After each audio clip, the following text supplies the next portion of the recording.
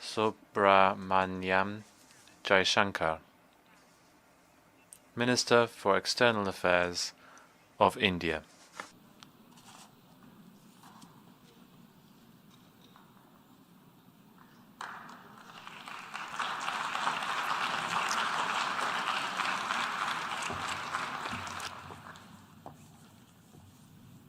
Madam President, Excellencies, distinguished members of the General Assembly, I bring to you the greetings of 1.3 billion plus people from the world's largest democracy.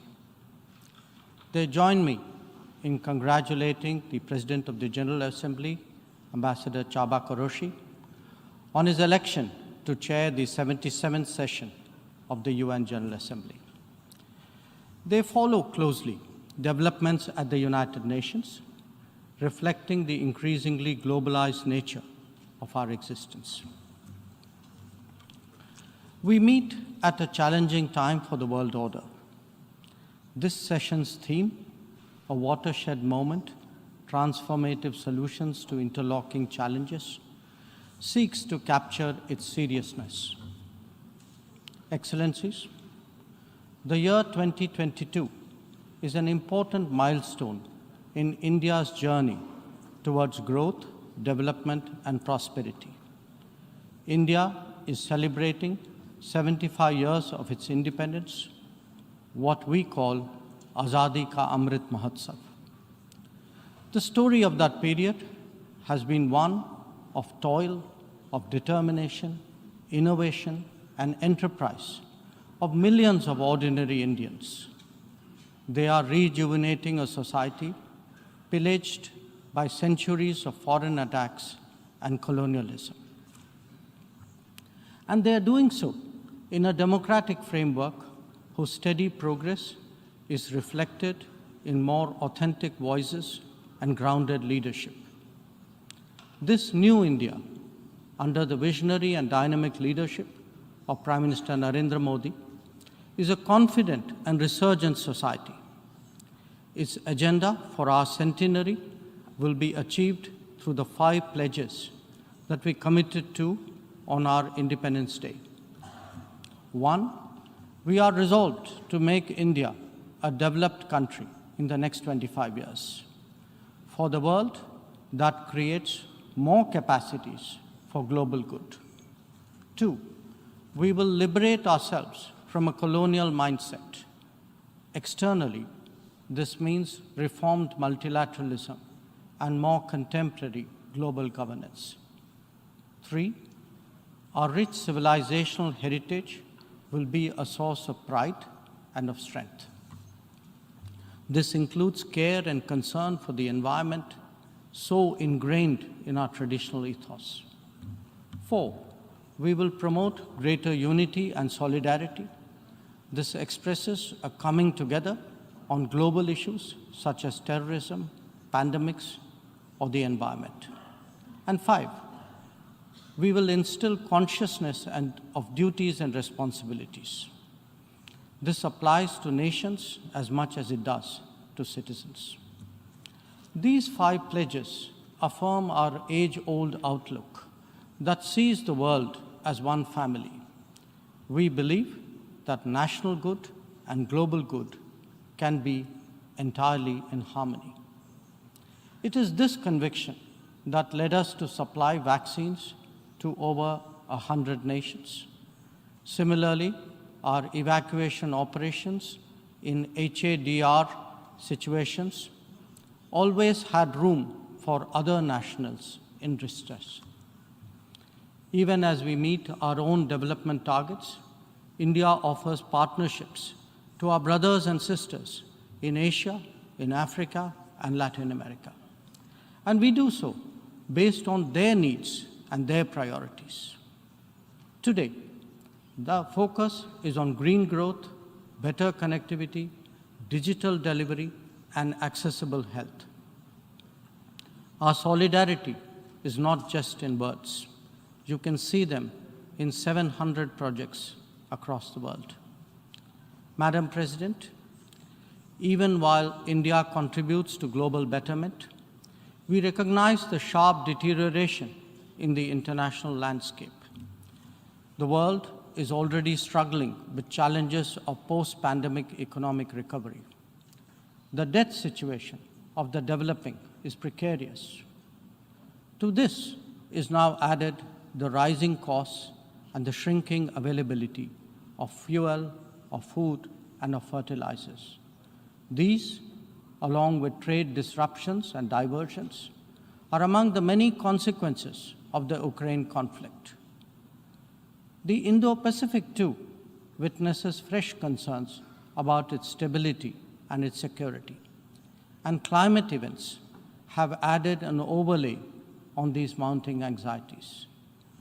As we saw in the case of the COVID pandemic, the South will be the most impacted, even if the immediate causes are well beyond. It is imperative that global conversations recognize this deep unfairness. The inequity of vaccine distribution should not be replicated in other domains.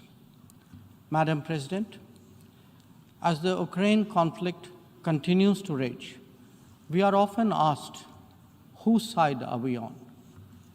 And our answer each time is straight and honest. India is on the side of peace and will remain firmly there. We are on the side that respects the UN Charter and its founding principles. We are on the side that calls for dialogue and diplomacy as the only way out. We are on the side of those struggling to make ends meet, even as they stare at the escalating costs of food, of fuel, and fertilizers. It is therefore in our collective interest to work constructively, both within the United Nations and outside, in finding an early resolution to this conflict.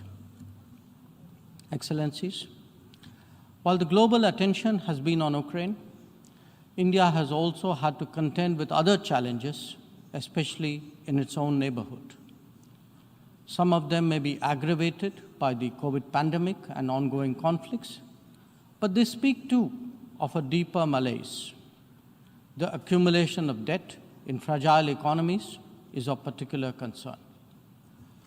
We believe that in such times, the international community must rise above narrow national agendas. India, for its part, is taking exceptional measures in exceptional times. We do so when we send 50,000 metric tons of wheat and multiple tranches of medicines and vaccines to Afghanistan. When we extend credits of $3.8 billion to Sri Lanka for fuel, essential commodities, and trade settlement. When we supply 10,000 metric tons of food aid and vaccine shipments to Myanmar. When we fill the gap in humanitarian needs left unaddressed by political complexity. Whether it is disaster response or humanitarian assistance, India has stood strong, contributing particularly to those nearest to us. Excellencies, the world as we knew it is poised for transformational changes. It has been impacted in recent times by a succession of shocks, each of them significant by itself. The COVID pandemic called into question the over-centralized nature of globalization and has led all of us to seek greater resilience and reliability of supply chains. The repercussions of the ongoing Ukraine conflict have further heightened economic stresses, especially on food and energy. Climate events have added to disruption that the world is already facing. As for the promise of technology, it has certainly multiplied our capabilities, but also added to our vulnerabilities. Trust and transparency are legitimate expectations of a more digitized world. The quest to create a better global order would necessarily have to address all these issues. Among them, some are clearly more existential in nature and necessitate intense coordination by the international community. Climate action and climate justice are particularly noteworthy in this respect. In their pursuit, India has worked with partners on the International Solar Alliance, the One Sun, One World, One Grid initiative, and the Coalition for Disaster Resilient Infrastructure. We stand ready to support any collective and equitable endeavor to protect our environment and to further global wellness. Lifestyle for Environment, or LIFE, as declared by Prime Minister Narendra Modi in Glasgow on the sidelines of COP26, is our homage to Mother Nature. India remains deeply committed to fighting climate change under the UNFCCC and the Paris Agreement. We do so on the principle of common but differentiated responsibilities and respective capabilities in the light of different national circumstances. We have announced our updated nationally determined contributions after COP26. Excellencies, India's steadfast commitment to South-South cooperation is by now well established and well recognized. Our approach is based on principles of mutual respect and national ownership, with a commitment to sustainable development for all. As we begin the G20 presidency this December, we are sensitive to the challenges faced by developing countries. India will work with other G20 members to address serious issues of debt, of economic growth, food and energy security, and particularly of environment. The reform of governance of multilateral financial institutions will continue to be one of our core priorities. Madam President, India would be completing its tenure as a member of the Security Council this year. In our term, we have acted as a bridge on some serious but divisive issues confronting the Council. We have also focused on concerns such as maritime security, peacekeeping, and counterterrorism. Our contributions range from providing technology with a human touch to ensuring safety and security of UN peacekeepers. As the chair of the Counterterrorism Committee this year, India would be hosting its special meeting in Mumbai and New Delhi. I invite all member states to participate in it. We need to create a global architecture that responds to the new tech tools deployed against open, diverse, and pluralistic societies. Having borne the brunt of cross-border terrorism for decades, India firmly advocates a zero-tolerance approach. In our view, there is no justification for any act of terrorism regardless of motivation, and no rhetoric, however sanctimonious, can ever cover up bloodstains. The United Nations responds to terrorism by sanctioning its perpetrators, those who politicize the UNSC 1267 sanctions regime, sometimes even to the extent of defending proclaimed terrorists. They do so at their own peril. Believe me, they advance neither their own interests nor indeed their reputation.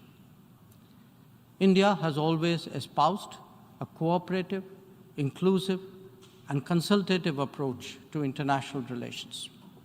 We believe that multipolarity, rebalancing, fair globalization, and reformed multilateralism cannot be kept in abeyance. The call for reformed multilateralism, with reforms of the Security Council at its core, enjoys considerable support among UN members. It does so because of the widespread recognition that the current architecture is anachronistic and ineffective. It is also perceived as deeply unfair, denying entire continents and regions a voice in a forum that deliberates their future. India is prepared to take up greater responsibilities, but it seeks, at the same time, to ensure that the injustice faced by the Global South is decisively addressed. Our call is to allow serious negotiations on such a critical matter to proceed sincerely. They must not be blocked by procedural tactics. Naysayers cannot hold the IGN process hostage in perpetuity. In these turbulent times, it is essential that the world listens to more voices of reason and experiences more acts of goodwill. India is willing and able on both counts. We believe and advocate that this is not an era of war or of conflict. On the contrary, it is a time for development and for cooperation. Madam President, in the past, this august assembly has served as a meeting point of views and as a catalyst for action. It is vital that we continue to believe in the promise of diplomacy and the need for international cooperation. Therefore, Madam President, let us strive to return to the course of seeking peace, progress, and prosperity. I thank you.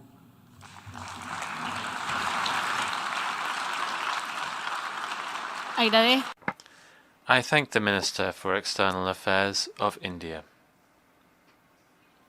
I now give the floor to Her Excellency Anne-Christine Linde, Minister for Foreign Affairs of Sweden.